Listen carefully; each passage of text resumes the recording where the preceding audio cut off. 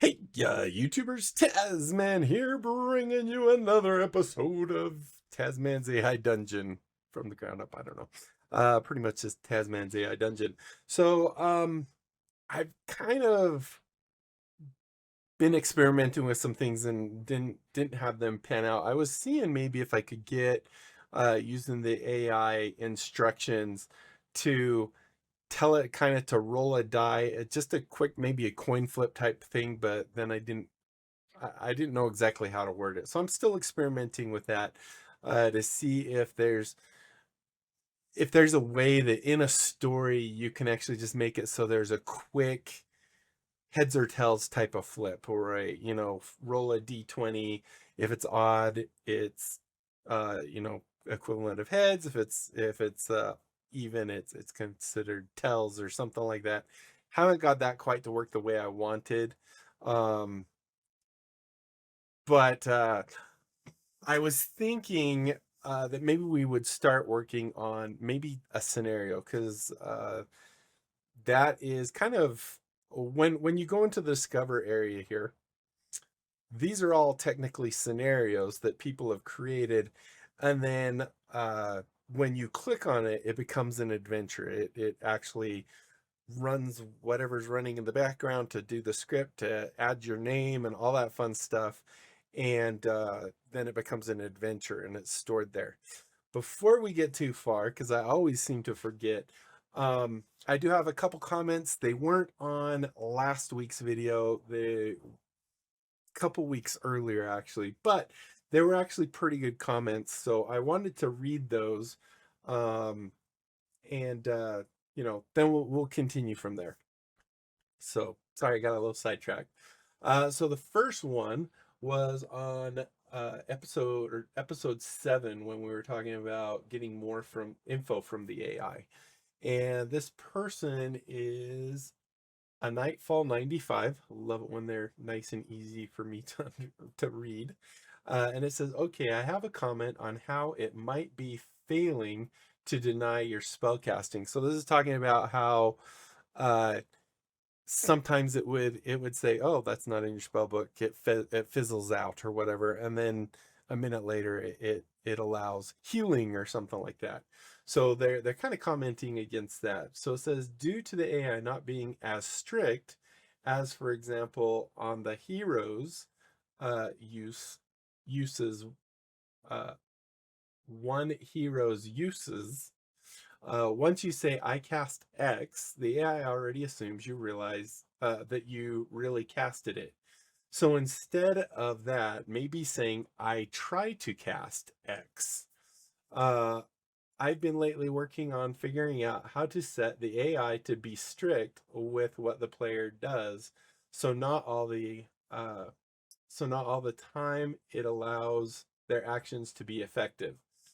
If I figure out a way to firmly restrict in the case scenario, I'll comment back. Nice work with the videos. A little long, but unedited. Understandable. Yeah, I know they sometimes run long. Sorry about that. So yeah, that is a good comment, and I haven't had a chance to really try that, but that definitely, instead of just saying I cast and whatever the spell is, to actually throw that kind of optional thing saying I try to cast. Maybe that will work better. I'm not sure. We can play with that as well. Then another comment on episode 9, which is the AI assisted story card generation, where we were talking about that. This person, Iridescence 93, says you can specify for it to use names based on other cultures than English in the instruction settings. I really like to do this, especially if my story has different settings than modern Earth. As a default, it is extremely repetitive and often quite cheesy in the names it chooses. Yes, I think I've mentioned that before. It really likes Sarah. It really likes the last name Blackwood. Those two seem to be very, very common. So that's actually interesting. You can actually go in and in there in the AI instructions, have it use, Asian names maybe or something like that. when it generates names. So very good. Thank you. And let's continue on. All right. So back to what we were talking about. So I'm not extremely comfortable with scenario generation. I will be upfront with that. However, I think if we kind of just start with the very basics on creating a very basic scenario, we can work through it together. And I'm researching various other aspects of it in the background because actually scenarios are really, they're pretty powerful. There's a lot that when you're generating scenario that the adventurer actually doesn't get to see, which is actually kind of cool. So let's talk about really quick to create a scenario. You actually just come under the play button and go to create scenario. To view scenarios you've already created, there's a couple ways of doing it. Sometimes your little recently played carousel thing. Right now we only have 3, so it's just right here saying view your adventures. And if we click that, excuse me, it will take us where we need to go. Other words, you might have to click an over arrow a couple times to get to this. Another quick way of doing it is if you click on your little avatar here and click on your avatar again, takes you to the same place. So as you can see here, this defaults to taking you to your adventures. These are our 3 adventures we have. We also have bookmarks for any bookmarked. I've never bookmarked, which is kind of weird. So I've never bookmarked, but my assumption is it's actually bookmarking a developer. Someone that we actually are following as a developer. Then of course we have the trash. Anytime you delete a scenario, an adventure, not a well scenario too, it'll actually come in here. And then if you click empty, it will actually get rid of it permanently. Let's go try the bookmark thing. I've never actually done that. Let's do. I wish you could actually see a scroll. Actually, is there one here? I don't think there is. I can never see a scroll bar right there. It'd be really nice. Um, oh, here we go. I like the Filina or whatever. So let's see if I say bookmark, is this where you bookmark? So this is bookmarking it. Can you bookmark the actual, whoa, I don't know what I just did. Oh, it's right here. If I go into this and I actually go into their name, can I bookmark this is my question. So it looks like you might be bookmarking the actual adventure thing because I don't see any. Well, maybe it's up here. Block, report, tip scales. So you can tip the scales. So yeah, I guess if I wanted to bookmark, then I just do that. And then that will give me a place where I can, I'm assuming, quickly. If I go into bookmarks now, maybe did I not bookmark it?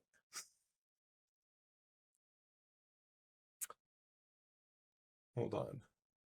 Click on this. Click bookmark. All right, if I click it again, is it okay? It is yellow, so maybe I didn't bookmark it. So, oh, I think was it the other way you could get into it? I can't remember if it was at Tazzy, whatever your T A. Actually, it'll tell us right here. If we actually go into here, I think it is that. You'll see it's actually showing. Oh, it's showing Tazzy up here. So now if I go to bookmarks, still not there. I don't get it. Is it? Do I have to do new? Oh, there we go. I'm not sure why it had to be new. Maybe it's the rating. Maybe the ratings on these are different. I don't know. So anyway, if we delete things, they go in the trash, empty the trash. So what we want to do is the scenario, and this was I screwed up the recording, so I had to get rid of it. So anyway, let's go ahead and create a very basic scenario. So we're going to come in here. So your options here is random, empty, fantasy, mystery, zombie, cyberpunk, and apocalyptic. And I I don't know fully what these are. I'm assuming maybe these set up the AI a little bit to the genre that you're choosing. I'm just going to choose empty here and just we'll kind of start with that. So let's let's really quick, we'll just kind of start at the top and work our way down. So obviously we have our plot. This is the main part that the story uses to generate the very beginning, right? We have story cards that we can create, which these will be created. Well, they can be created. There's actually a, I think it's Ludlia or something like that, has an auto card generator type of thing that will automatically generate cards. And I was thinking maybe at one point we'll actually talk about that. But then we have the details. Let's go. I'm gonna go to my ArtSpace AI real quick, and let's clear out this, and let's create ourselves just a little image, I think, for our scenario. Just something, uh let's see. Let's do maybe a car chase or something. Let's see. What would I like to draw? Let's say a high speed. I'm a really slow typer. I'm sorry about that. SPE. A high speed car chase with the police. Other words, maybe we won't do the police. With the POLIC. With the police. Um, I want the view to be like from a helicopter, a copter, the police helicopter. I don't know. View, maybe view is from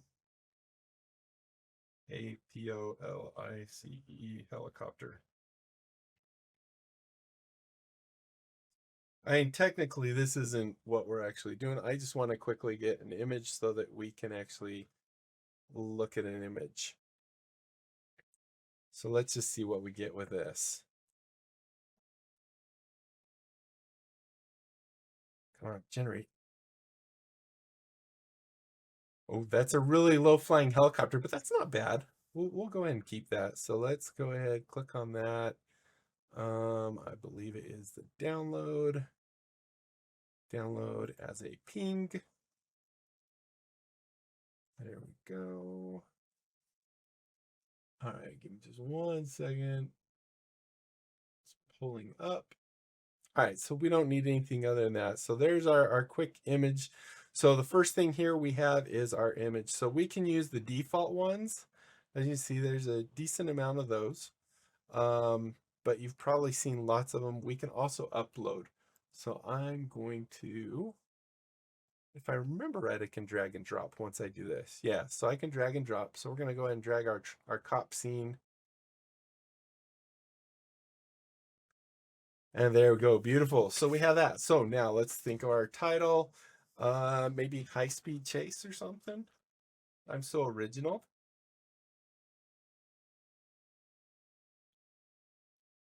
And then our description. So the description is the teaser.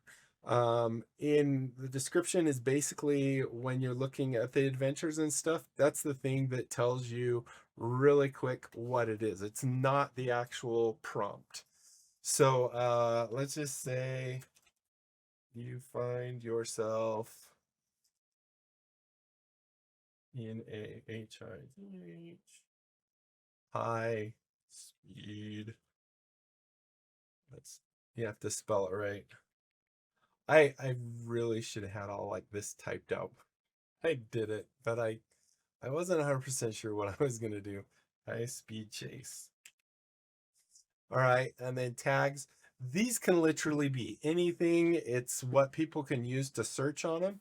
So if you come up to search and you use the hashtag or octothorpe or pound sign, whatever you want to call it, and then a tag such as slice of life or whatever else, that's what's going to be in there. So if I'm just going to do one, I'm just going to do chase. Uh, Another one you might want to do that will bring it up for people is maybe throw in your T4zzM4nn's, something like that. Then we can say, is it private? Is it not private? So we can make it private, unlisted. where I can give the URL to someone. We've kind of went over that. Unpublished is where it will actually show up in Discover. I'm going to put it in private right now. Um, let's see. So this is also a really good thing to keep an eye on. So when they have a free account, they have very little. And when you're actually, I think it's when you're typing the plot thing, it actually shows you uh, what that threshold is. So if it's for a free account, you want to try and stay within that. If you don't care where it's someone doing a paid account, then you can actually do that. And I think it maybe if we come back here, it actually updates. I can't remember. This is the content rating. So, you know, if it's for everyone, you would change it, you know, to everyone. And then you could say check the rating, because you can get in trouble if you have something that, you know, is not for everyone. If you say teen, you know, so on and so forth, you can do that. And then if you have scripts, which we'll hopefully go into later, they're a little more complex. And then if you actually have exported story cards, you can actually import story cards, like if you actually have specific ones that you like. Let's go into the plot now. And as you can see, we have the option here to do what type of story. Is it just a story? Is this going to be a multiple choice? Which means we'll actually be given, remember when we were looking at the default one, it said fantasy, apocalypse, cyberpunk, was it detective or something like that? So that's the multiple choice, or using a character creator, which I haven't done. So I want to do all these different types with you guys at some point, but right now we'll just leave the simple one. So as you can see here, it says $ character name. This is a built-in variable that this is the one that says what is your name. And it automatically says that. Everything else, basically where it says $, enter a country and dot dot dot, that's exactly what will be output to the player. I think, and I haven't really experimented with it, that you can actually use this same prompt in other areas and then it will actually fill in. So like if I had a story card with the enter your country, uh, from the plot, when it generates this one, it would also update the story card. But like I said, I haven't had a real chance to try and do that. So let's say, how about you find yourself in a ISPE. There's a couple things I'm trying to do here. PLL ICE, please. Chase. So I'm not seeing anything there. So here you can see this is going to be your thing to keep it under the free one is 4,000, I believe is the tokens. So right now we're at 46 and they recommend around 4,000 for that. If we go back, let's just double check and see if it's updating this at all.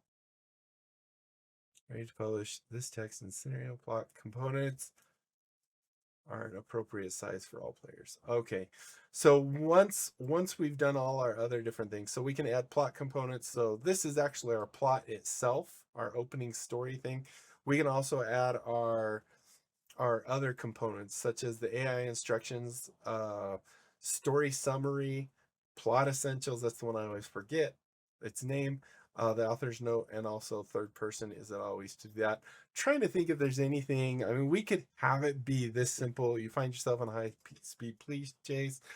Probably your best thing for your description in here would be, you know, maybe tiny bit of the backstory.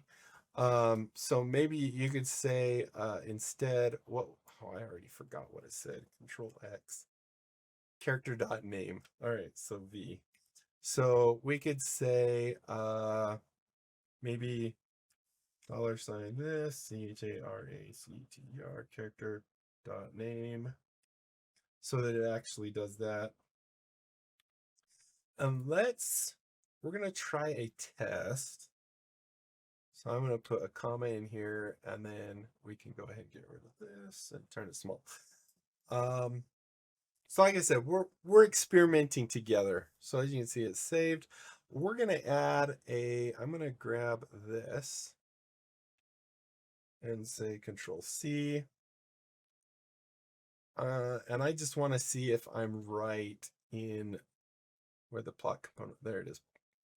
So if I do like I've seen many things do in brackets or something like this, and then do the character dot name. So maybe say you are character dot name a, I don't know, you'll be a 21-year-old, so you can go to jail. Year old male, and maybe we'll just leave it at that for now. So this is super, super simple, and there's definitely a lot more I would probably want to do with this. But let's just see how this actually works. My biggest thing, I'm wondering if this will actually work the way I'm expecting it to. So we're going to hit finish. So there you go. There's our beautiful scene there. If we go back into our thing, we can hit play here. But if we go back into our area here, we can see that under scenarios and hit refresh. There's our high-speed police chase. It's not good that this is kind of the same. You can see it's private. We can go in here and let's just hit play. And the first thing we should be prompted for is our name. Yes, enter your character name. Let's do T4zzM4nn's Tasman. And now it's going to take that and it's going to try and generate a story. I have no idea what it's going to generate. But hey, look at that. It did work. Sweet. Next test will be see if it actually works with a story card as well. And if we have other things, if it's only that one or not. So the cop siren, well, it's not too bad. I mean, it still started where you're in a high-speed police chase. So there we go. Very, very, very basic. The neat thing about this is now if I exit, you'll see that if I go under, well, now it's under my recently played. If I hit this to refresh it, you'll see now that that was actually converted into an adventure, which is what I wanted to point out. We didn't actually edit or change our scenario. We now actually created an adventure of it, and our scenario has been untouched. So then we can come back here and create more stuff. We can update it. It does seem, just so you know, from what I've seen, it seems like if I go update this and then I publish it again or something like that,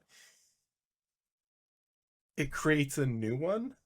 At least that's kind of what it seems like from what I've seen out in the discovery area or in the browsing area, that it seems to create a new one. But you can always come back in here, click on it, and go ahead and edit it. Go back under more here, hit edit, and then you can go change details, anything that you might have done.